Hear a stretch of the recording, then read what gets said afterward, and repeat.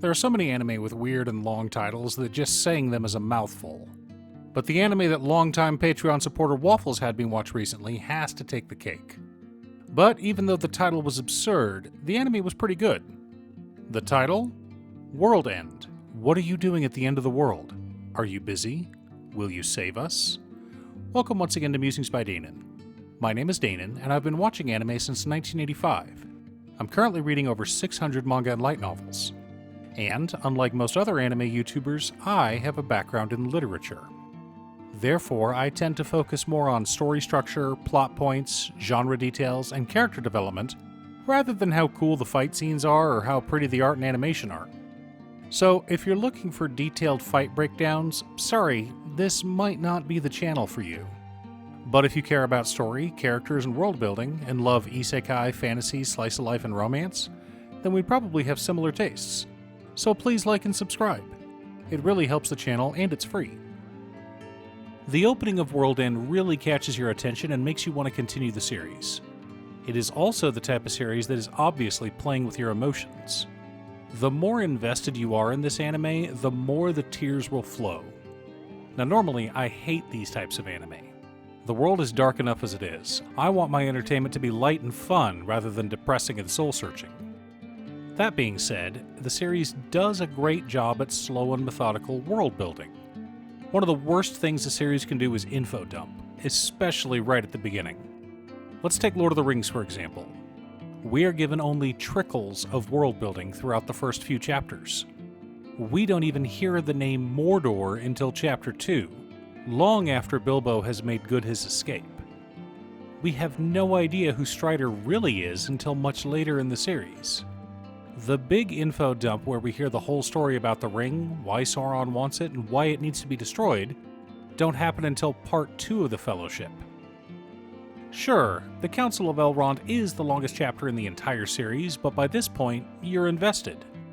You want to know what is happening in the world and how we got to this point.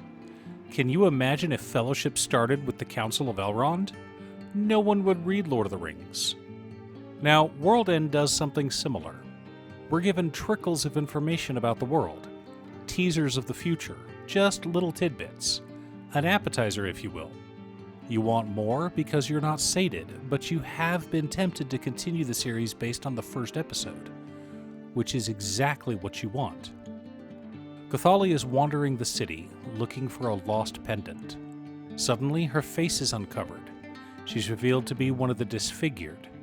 Beastfolk, who make up the majority of the population, do not like humans. After all, humans destroyed the world, so they are not to be trusted. Fortunately, she's saved by a passing stranger. A stranger with mysterious powers. The two wind up spending most of the day together, but then the military comes and takes her away. Why? We're not meant to know. At least, not yet. She thanks her savior, and, not thinking they'll ever meet again, she's completely open and honest with him. But of course, this is anime. You don't show a meeting of a boy and a girl without them getting back together. That night, our young man, Willem, was drinking at a bar with an old friend. His old friend tells him about a job that's perfect for him. After all, he has no idea how he fits in society anymore. What could possibly be the perfect job for someone like him? Come to find out, he's a caretaker at a warehouse. A warehouse in the middle of nowhere. Surprising considering how valuable space is in this new world.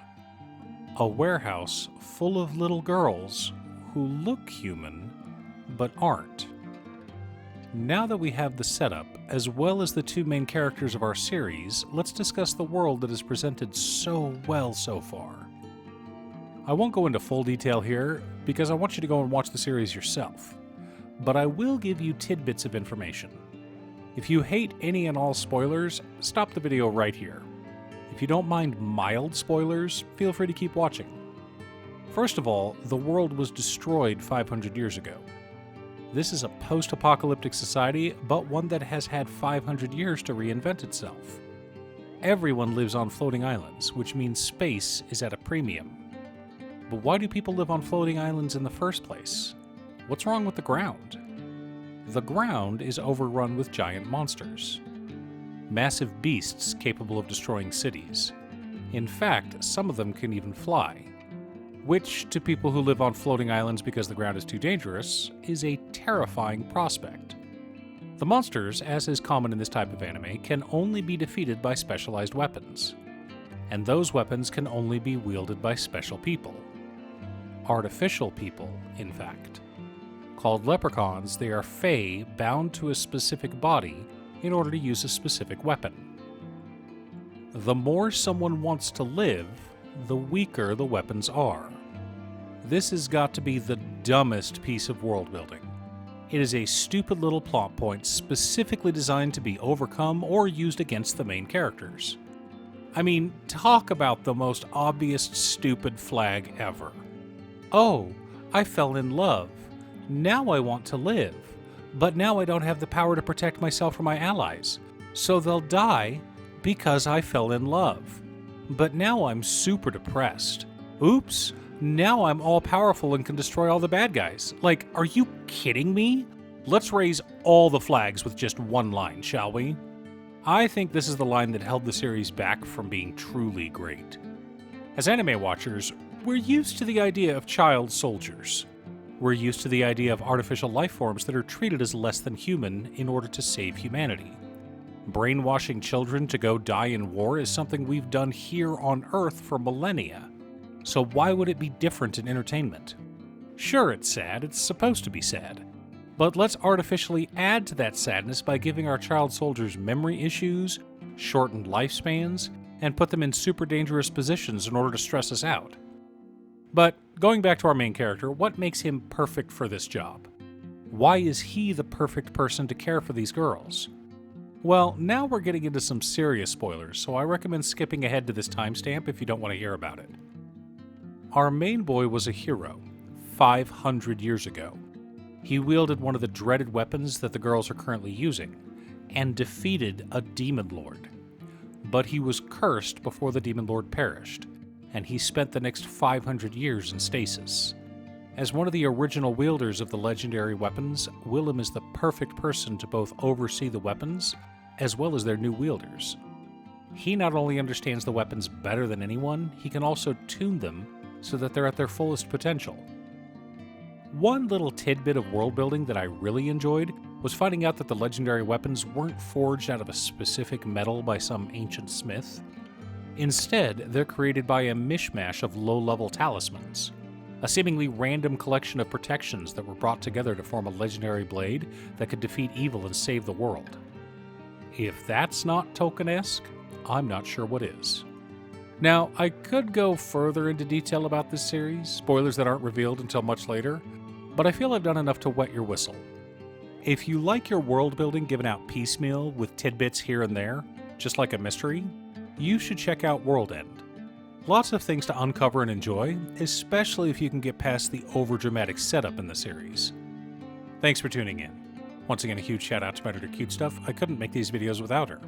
If you'd like to hire her to edit your own videos, she can be reached at cutestuff.edits@gmail.com. Link is down below. If you're looking for ways to support the channel directly, you can head on over to patreon.com/Danon. There are several tiers to choose from. You can pick an anime or manga for me to do a video about, or you can join our monthly manga club.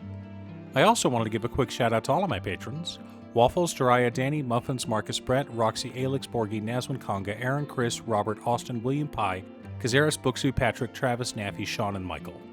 You guys are awesome. I post anime or manga videos often, or you can click here to watch additional videos. Again, thanks for watching, and I'll see you all again next time on Musings by Danon.